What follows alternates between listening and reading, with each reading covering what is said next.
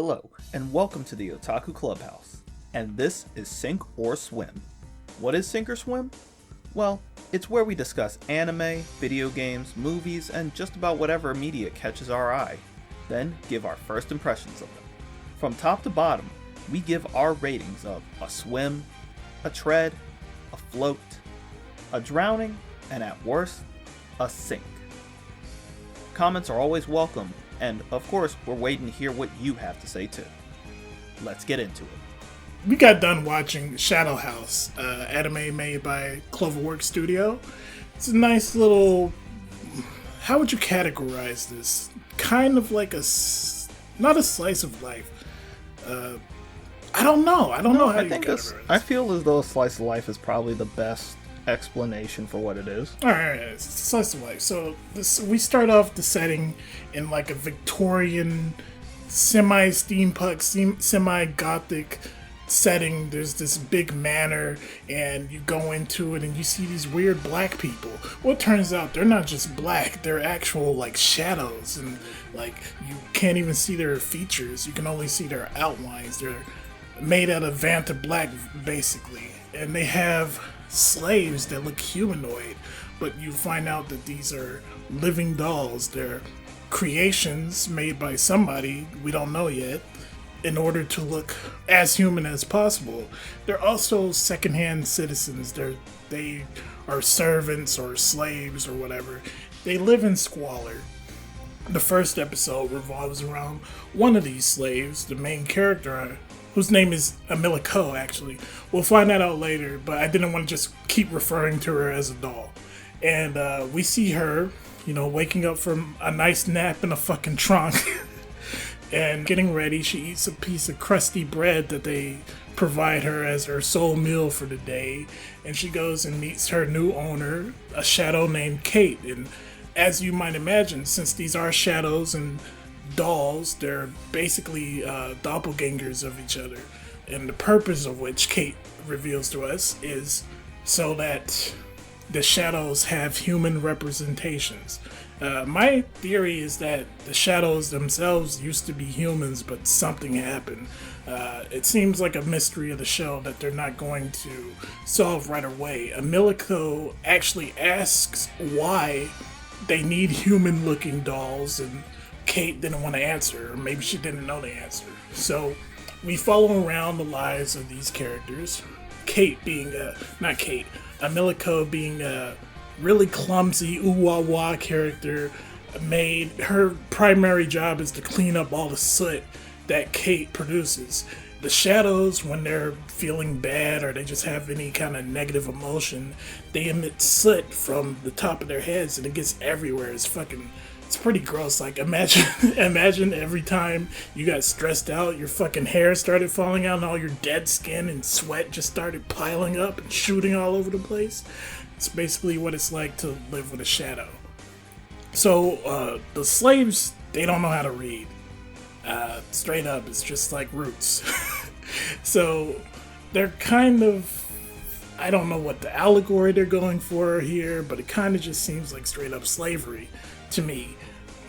Kate wants to, as she describes it, she wants to see herself experiencing emotions. So Amilako is like weird. She doesn't really know how her body works yet. She feels hunger for what I'm assuming is the first time, and she thinks she's gonna die. Then Kate gives her like some real fresh bread and not some crunchy, stale, rotten shit. And Amilako just loves it, and Kate's like, yeah, I love looking at myself eat. Because one of these things that you pick up on is that Kate is like insecure about the fact that she doesn't have a face. But over time, her and Amilako become, I guess, friends. If you can even be friends with a clone of yourself without wanting to kill each other. She gives her name, named after a character in a book that she read all the time throughout the episode, named Emily, but she wanted to make it sound more Japanese, so Amilako it is. And towards the end of the episode, you're wondering as the viewers, like, when do we get new characters?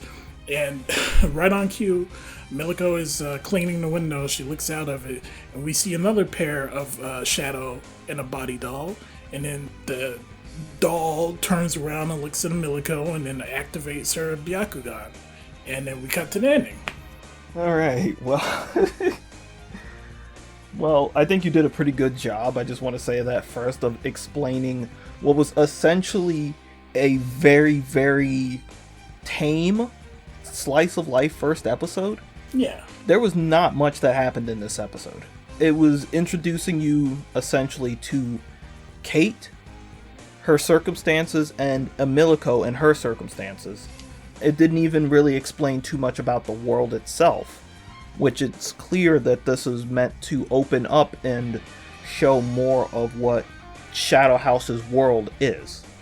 So yeah, I would say that it actually raised a lot more questions than it answered. I don't think it answered anything. I think it raised questions and that is the hook to get you invested into the show. Well, I think it's more of a suspense show than like a slice of life, just based off of that fact alone. There's just a lot of weird shit going on in the show. But it wasn't really a suspenseful tone. It wasn't tense or anything. It was quite lighthearted, actually. It's a lighthearted suspense. Lighthearted suspense? Like when you're at the claw machine and you don't know if you're going to get it or not? I'd say that Hawkeiser kind of, I feel, is right in what he's saying. Simply for the fact that I don't really know. Like, I know a little bit about Shadow House from reading the manga, which, if you haven't, you probably could check it out by looking into it. It's one of the few mangas that has color. For obvious reasons, it's a lot easier to convey Kate and the other Shadow People's silhouettes with color as opposed to black and white, considering the fact that they're completely black. Yeah, I'd say that it feels like they're building up to something, and I'm not sure what, honestly. Cloverworks, being the company that's animating this, known for such hits as Promised Neverland, they've kind of cemented themselves at this point as we're going to draw children in this weird art style in the creepy situations and whatnot company. They also worked on Wonder Egg Priority. I personally didn't find it creepy, but I can see how it's creepy, especially if you're one of those people who have a phobia of things that look human but aren't human, Speaking of which, this... Uncanny Valley. Yeah, well, kind of, yeah. This also reminded me a lot of Nier, the video game, which is getting a remake quite soon. In that, it also has this similar concept of... they actually call them shades, which are these weird humanoid-looking monsters, and then they have the normal humans. So I wonder if the writer of this was influenced by that. I like to think so. I would assume that they were also influenced by things like Rose and Maiden or Black Butler, because it has that Victorian-era Gothic Lolita style that was very popular around that era of anime. If you like that kind of stuff, like, this is almost immediately the perfect kind of thing for you, because Miliko just looks like a doll. She's called a doll, but the way that she's dressed, the way that she's drawn, she looks just like a doll would as an anime character. Which, I think that the designs for both her and Kate are very nice. They very much evoke the same feeling that, much like I had mentioned before, Rose and Maiden had, where the characters felt very pristine. Pretty much the whole aesthetic of the show. Like, I like the art style of the clothing that the shadows wear. Kind of reminds me a little bit of the cartoon Chowder. That whole weird where they would textured, move, but the texture would stay in one place. Yeah. But it was only for some of the shadows. Yeah, I'm not sure. But yeah, it's definitely unique, especially if you're using it in combination with these pure black outlines. Like, you want these outlines to sing as much as possible. Then the humans, or really the dolls, they, aside from how they dress, they just look like standard anime characters. So yeah, I'd say that the big win aesthetic-wise in this show are actually the backgrounds and the environments. It looks like the backgrounds and the environments look fucking great. The particles that come off of Kate when she's upset also look really good. And there hasn't been too much shown of it, but I feel it's going to look really good when they actually open up and show bigger places, because the only two locations that you're even shown in this episode, again, it's a very slow episode, the only two locations that you are shown are Kate's room and Amiliko's room, and you're only shown Amiliko's room for like a second anyway, so most of it takes place between those. Yeah. I also think that it's probably going to look probably not as good as, say, Made in Abyss, which still, I think in my head, holds the top slot for the best looking vistas in anime. I can't really think of anything that outdoes it like that. Demon Slayer.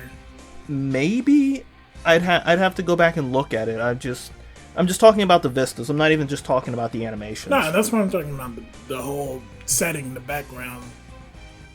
Yeah, like I said, it's possible, but I was going to say, like, ultimately it looks pretty good. It looks pretty good. I wouldn't expect anything less from Cloverworks.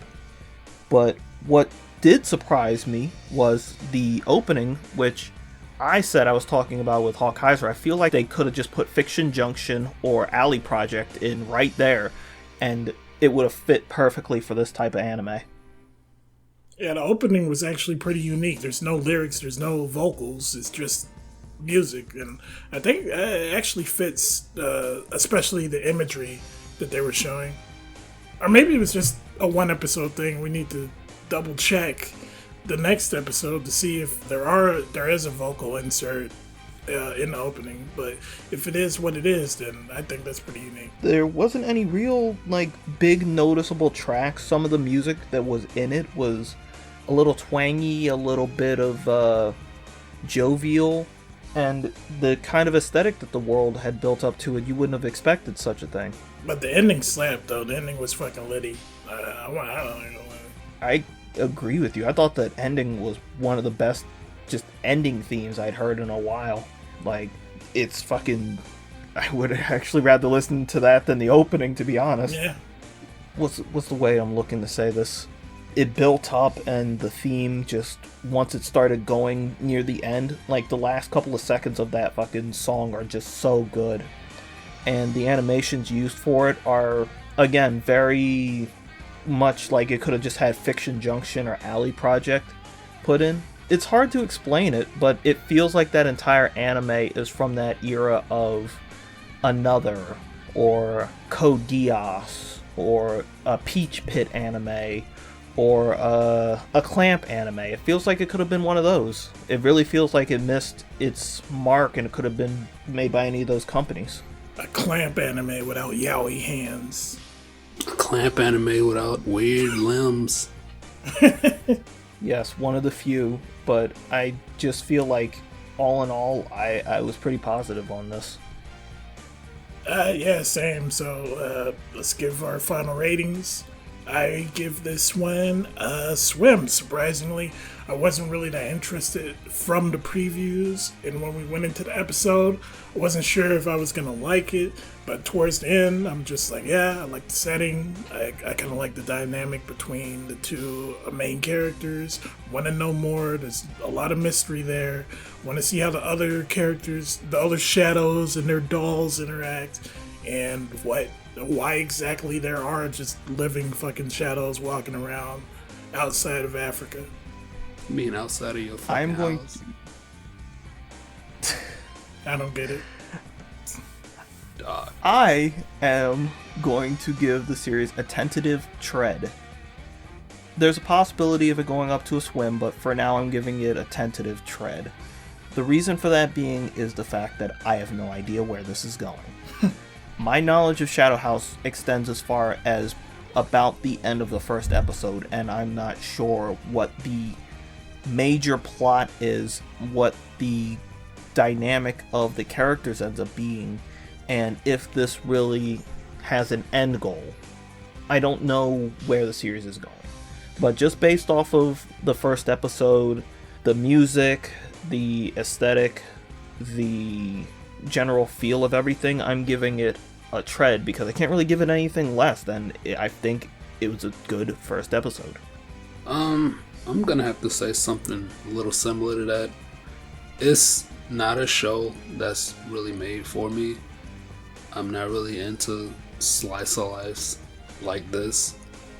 But I will keep watching as long as the mystery of the shadow people persists. As long as they don't fucking just string it along for like 24 episodes. You know, you gotta give me something every once in a while. It's not an ugly anime, it's not something that's annoying to watch. So I'll say it's just a little floater. Not something I'll seek out. Well, I'll watch it until the mystery is solved or becomes annoying. I suppose that is all from us today. And what do you think? Leave a comment below. Give your rating. Like the video. That really boosts the video and the algorithm or some shit like that. Subscribe if you haven't already. And we'll see you in the next Sink or Swim.